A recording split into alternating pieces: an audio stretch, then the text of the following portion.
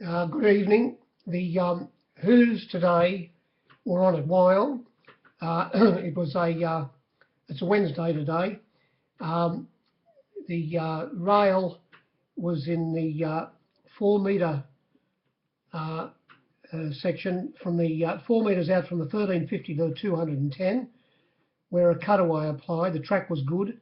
There was a breeze. First race, there was a nice little solid breeze from the northwest, from the northeast, and then it swung around second race to actually come from the south. Couldn't work that out. And then later on in the day, for the remaining, say, 5 races, it was out of the southeast. It didn't have any effect on the results.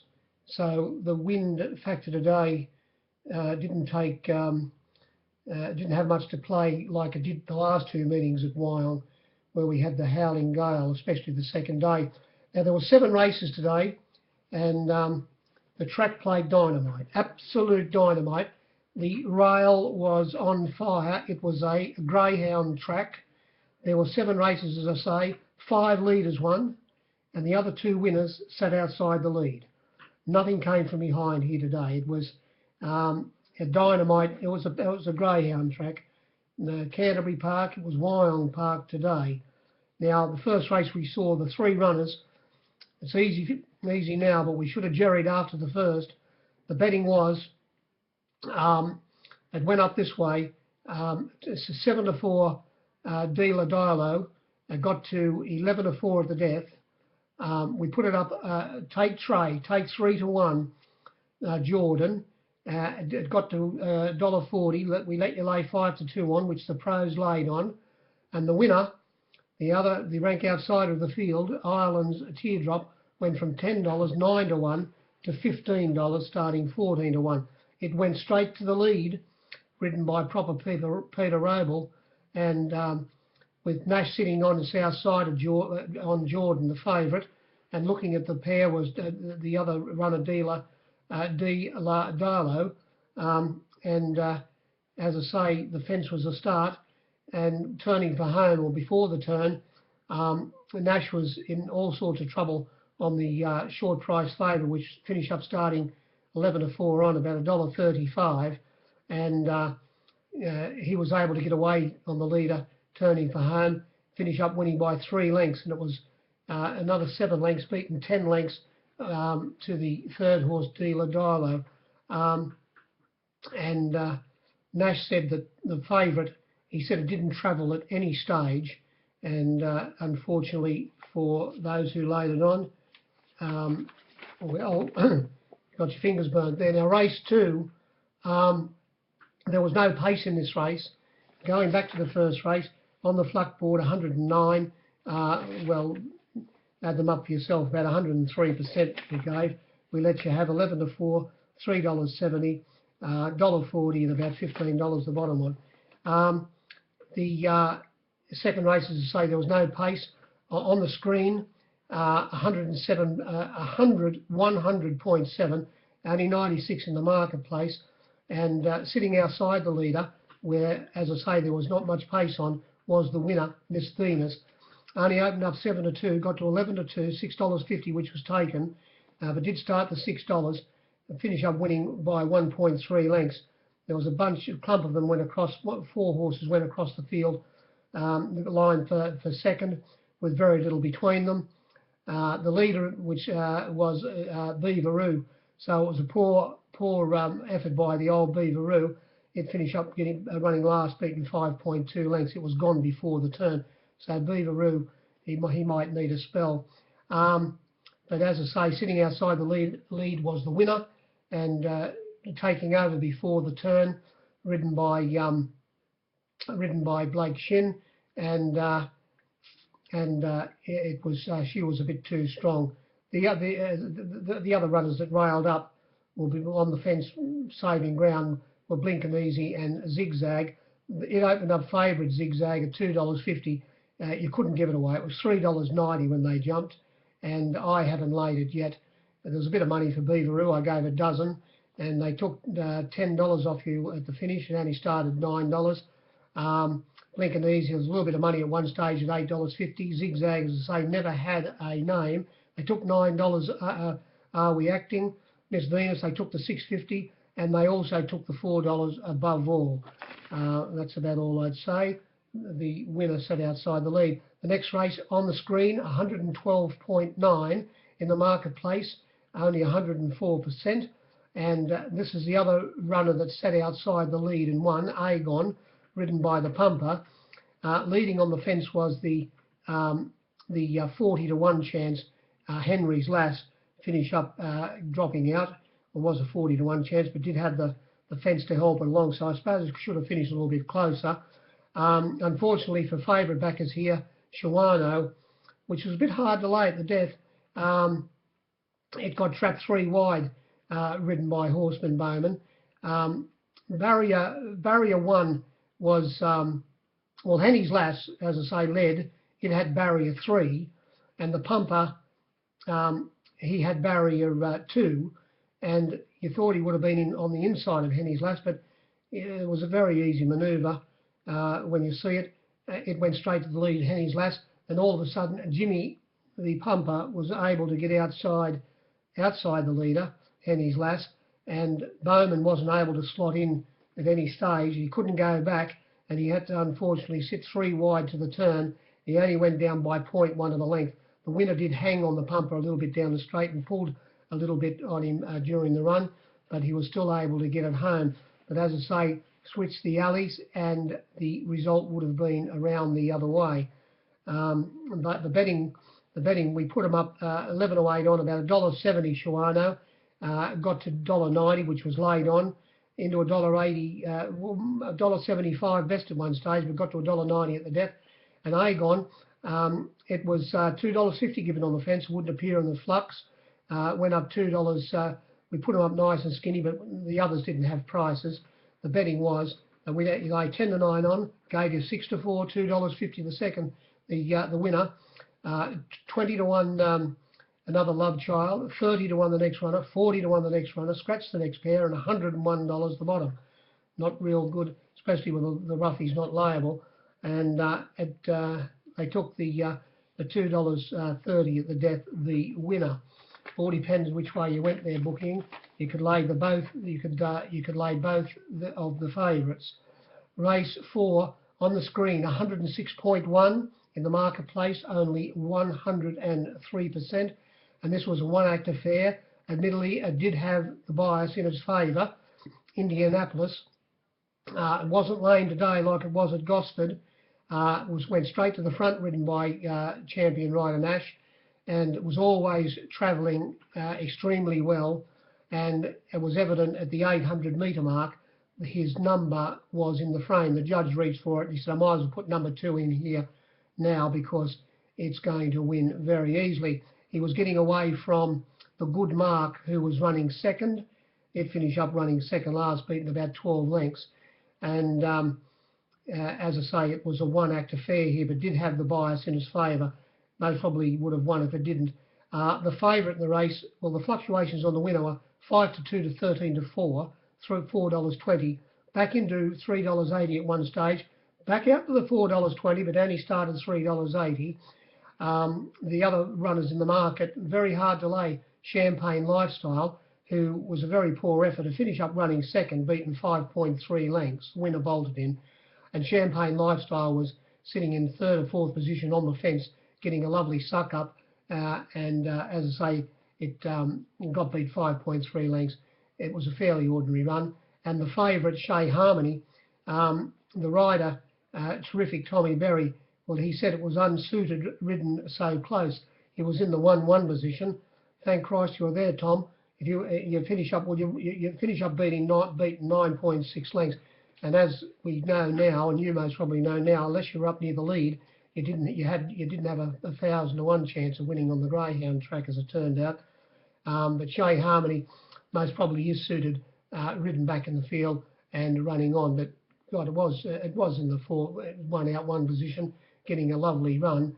So maybe it's had enough. It's had a few runs this campaign. It had more runs than any other runner in the race. That's about all you say. The winner, Indianapolis, as I say, at his first start in the race at Gosford. It did pull up lame, and there were excuses. Horse watchers said it had improved out. You'd swear blind it wasn't the same horse that went around at Gosford. Gay had obviously found the key with it, and it won very well. Race 5, 110.5 on the screen, only 102 on the marketplace, and finding the bunny was Californian Storm, and that was enough to get it home.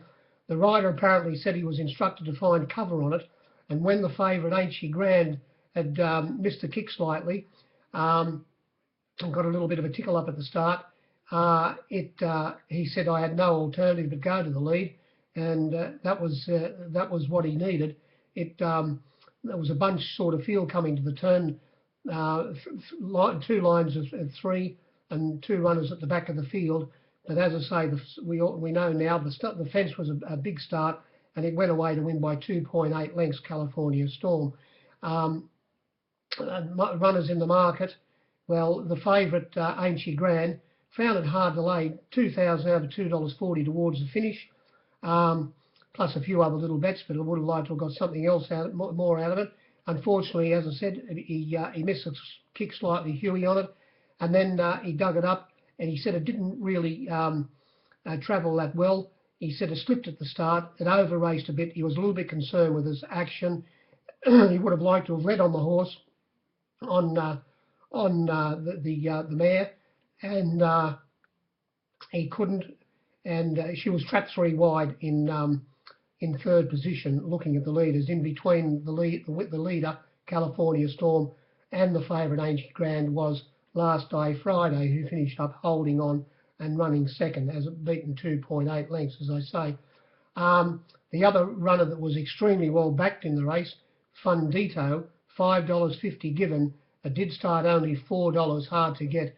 It settled down in 2nd last position, 1 off the fence outside Buckmore, and Buckmore drew barrier 2, and it drew 3, and it was hard to come from behind. So I suppose this run can be overlooked, but it didn't. Was hooked out at the top of the straight and didn't make up much ground, as the price fluctuations suggested it would, but it didn't run on. Maybe the bias was that savage that you most probably couldn't make up ground. That's all I'd say there. Race 6, on the screen, 106 in the marketplace, 5% less, only 101. Had a bad result on this race. The shooter, ridden by the pumper, he went straight to the lead, and once he got there, he got a very easy sectional between the 800 and the 1200, which won him the race. We put it up 5-4. It got out $2.25, out to $2.30 or 40, $2.40 at the finish. I did lay it at 240. I did lay it at 230, 225, 220. At the finish, the pros said how much. They'd already had about 3 plates off me, and they came in for the pudding. They said how much at the $2.10. I bet them the limit, and of course I knew I was in a bit of trouble, and it went straight to the lead, which I thought it would do, and he held the pumper. He held on too well. Sitting on his outside was the 2nd horse, which would have been a fantastic result for bookies, Lucky Sparkle. There's a rough chance turning for home, or maybe for 1 stride after they'd flattened out. He might have actually got his head in front, at least drew level with the winner, but he couldn't get past him. Was beaten 0.2 of a length. Switched the alleys, of course, or Lucky Sparkle leads on the fence. Well, we know what the result would have been. It would have been getting home, but that fence was a big start today. The betting, as I told you, I've already told you about the shooter. The 2nd picked the Firehouse. It was layable. How much to one stage at $3? It was $3.20 when they jumped on my board. Did lay 4 for 2 at one stage.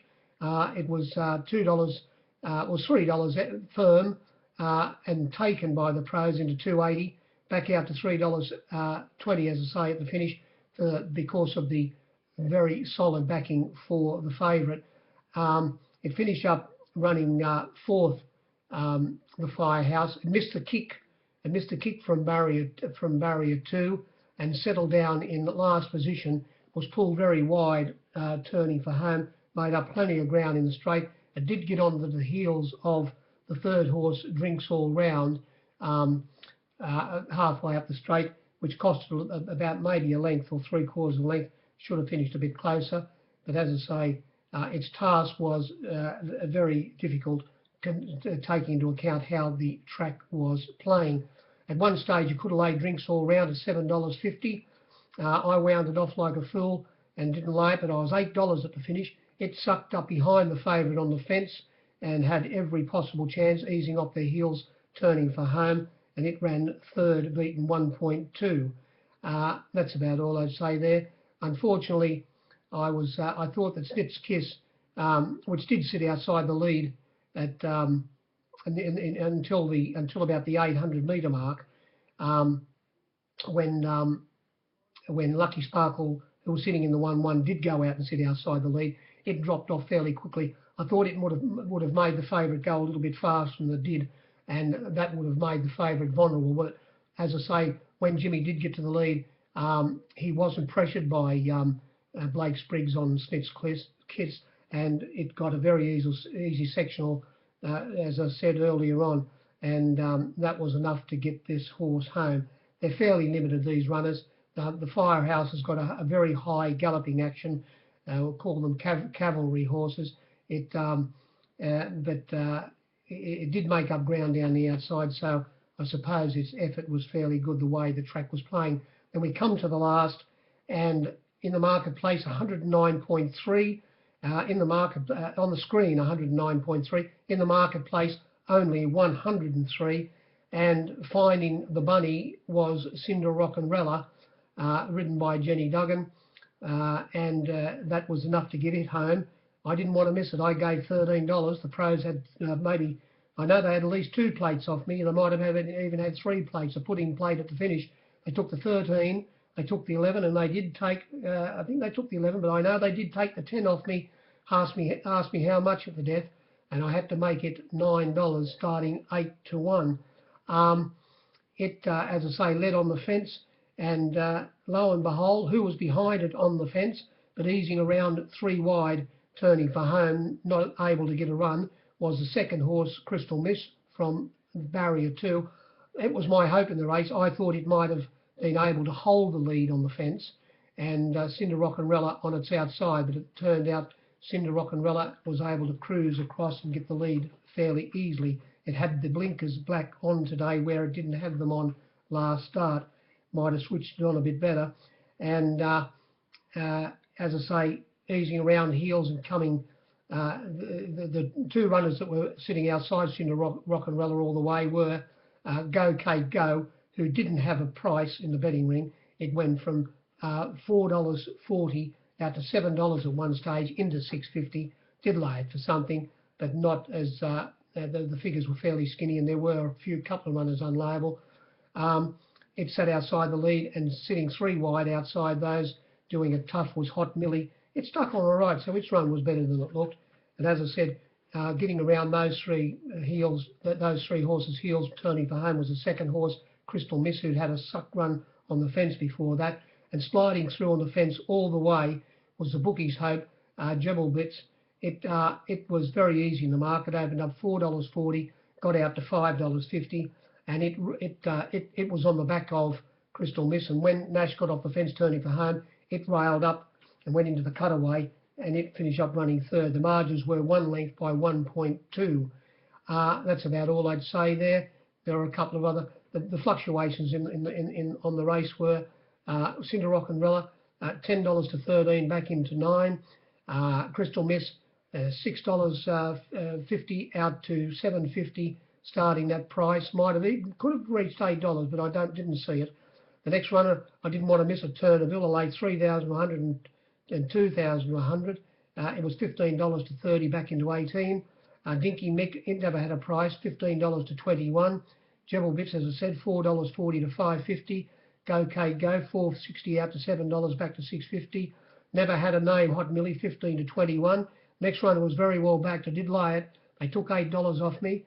It did start only $6, Savannah River. It was $8 into $6. It was always going to be back. It settled back last on the fence, and Huey never left that position, or never left the rails, and ran along the fence, copping a little bit of a prat, missed the kick slightly, and he got into fourth hole, beaten 3.2 lengths.